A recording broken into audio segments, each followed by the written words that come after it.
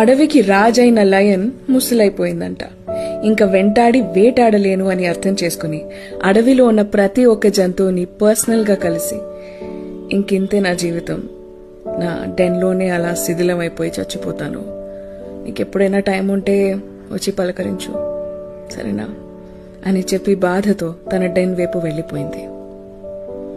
ఇలా మాట్లాడాక ఒక్కొక్క యానిమల్ కి మనసు కరిగిపోయి, లేదు ఒక్కసారి వెళ్ళి మన రాజు కదా చచ్చిపోతున్నాడు కదా వెళ్ళి పలకరిద్దామని డెన్ లోపలికి వెళ్ళారు ఒక్కొక్కళ్ళగా.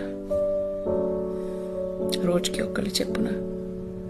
మిగతా యానిమల్స్ ఏమీ అబ్జర్వ్ చేయట్లేదు, కానీ డెన్ లోపలికి వెళ్ళిన ఏ ఒక్క జంతువు ప్రాణంతో మళ్ళీ తిరిగి రాలేదు. ఇది ఎవరు అబ్జర్వ్ చేశారో తెలుసా? నక్క. వెళ్తున్న వాళ్ళ పాద ముద్రలు, ఫుట్ ప్రింట్స్ కనిపిస్తున్నాయి, కానీ తిరిగి వస్తున్నట్టు ఎక్కడా కనిపించట్లేదే అని చెప్పి నక్క వెళ్ళలేదు.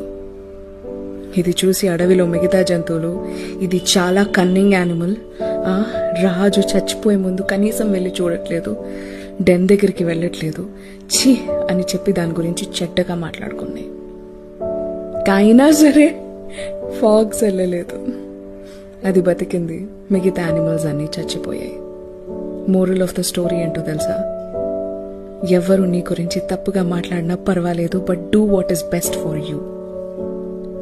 Do what is best for you. అర్థమవుతుందా? చిన్న కథ నచ్చిందా?